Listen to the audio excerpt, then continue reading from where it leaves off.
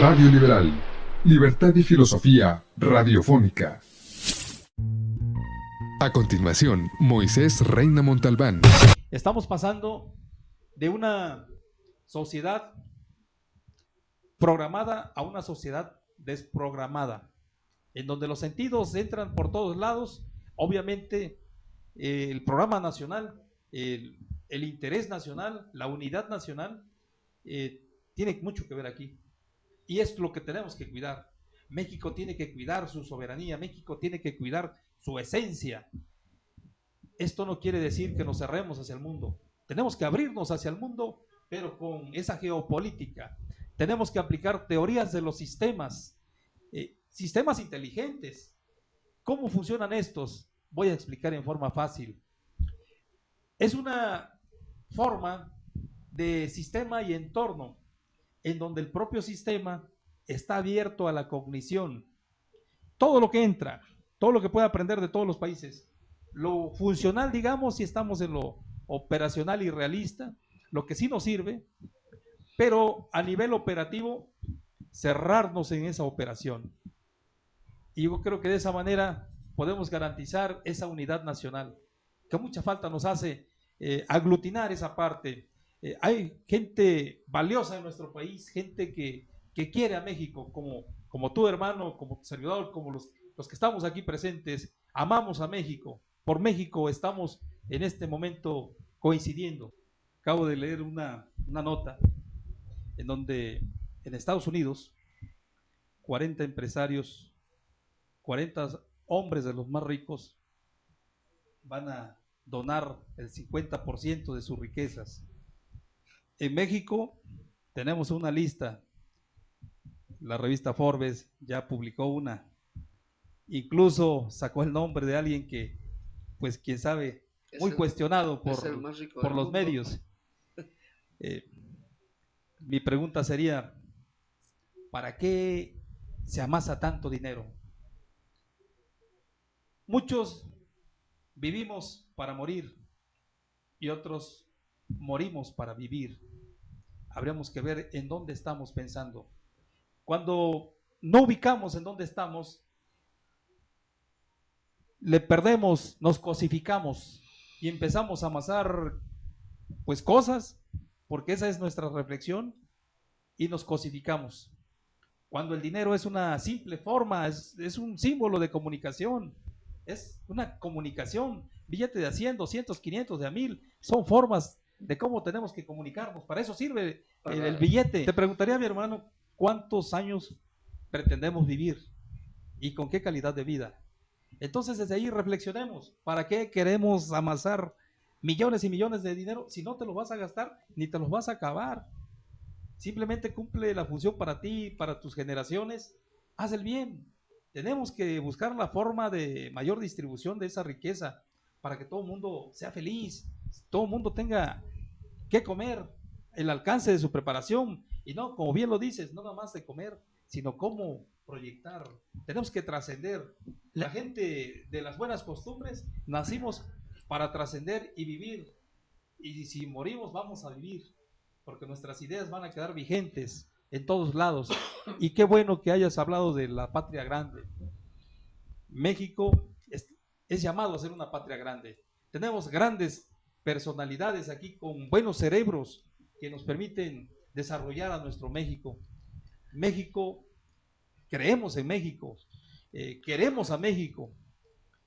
Analicemos los problemas de fondo, por ejemplo, en la identidad, lo que representaba alguna vestimenta de los pueblos originales, y nos damos cuenta que poco orgullosos se sentirían los pueblos originales si supieran por qué se hicieron diferentes tipos de formas autóctonas en su forma de vestir, para un control social, para un control de ese tipo de grupos, que a los cuales me honro en pertenecer a ellos. Soy hijo de indígena y soy orgullosamente mexicano, orgullosamente indígena, y mestizaje, bueno, porque ya se ha dado, y nos hace falta trabajar sobre esa parte, el mestizaje, construir algo de fortaleza para que todos se sientan con esa unidad nacional de mestizaje. Esa es la parte fina que nos hace falta. ¿Cómo se construye el hombre?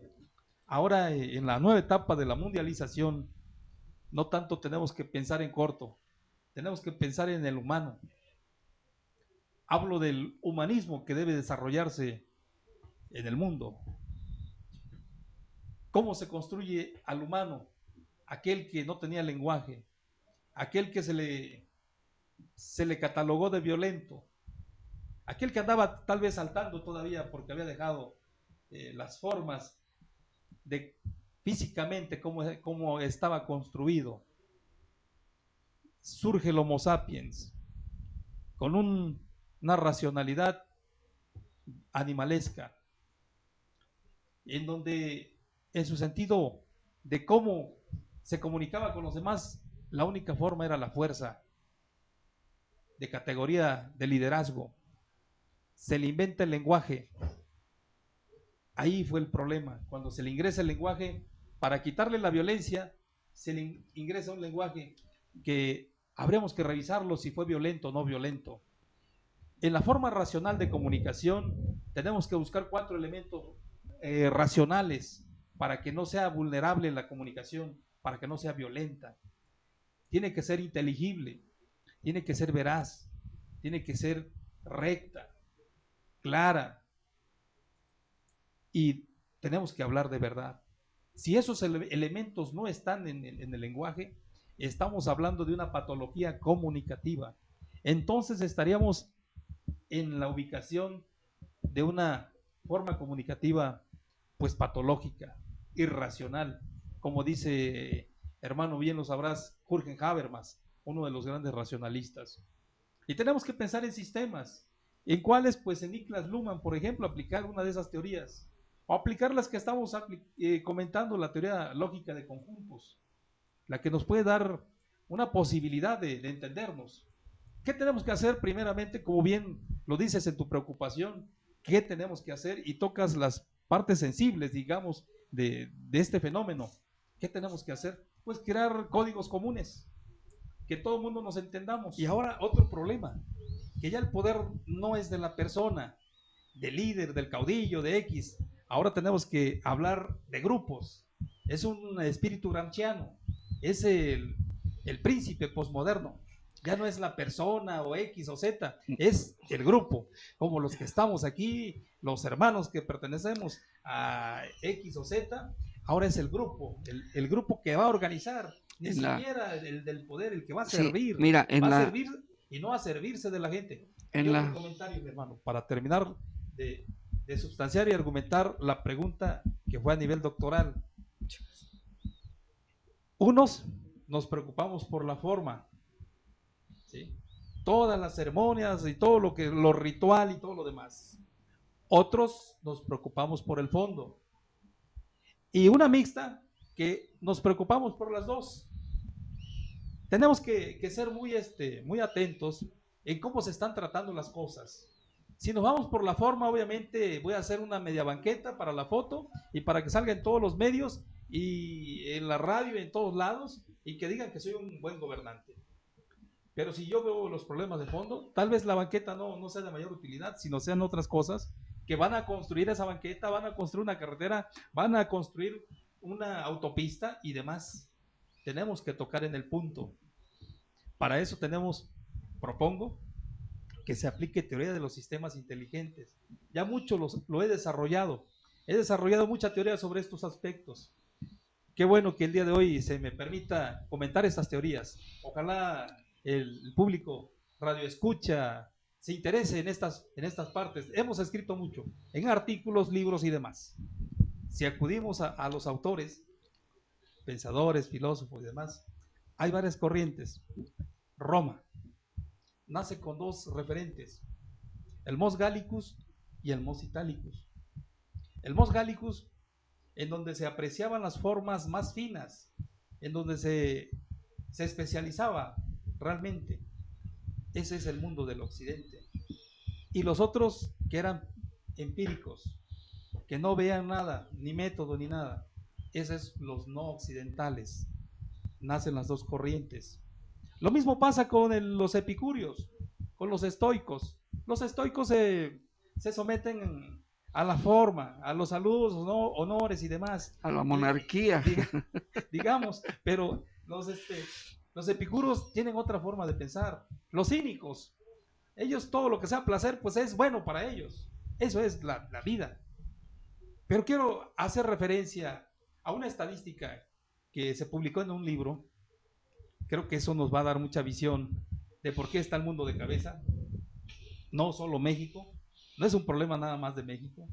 También todo el mundo le echa la culpa a sus autoridades. Yo creo que es un desatino, porque en lugar de asumir el reto de mexicano, en lugar de hacer algo por México, lo primero que hacemos es, de manera inmadura, echar la culpa a alguien. Por la paternidad del Estado. Por la paternidad que tiene. Hay esa estadística, el 0.5% de universidades en nuestro vecino país se dedican a construir verdaderos reyes y emperadores. Van con esa educación. El 4.5% pues se dedica, si me equivoco en las cifras, bueno, no tengo las estadísticas en la mano.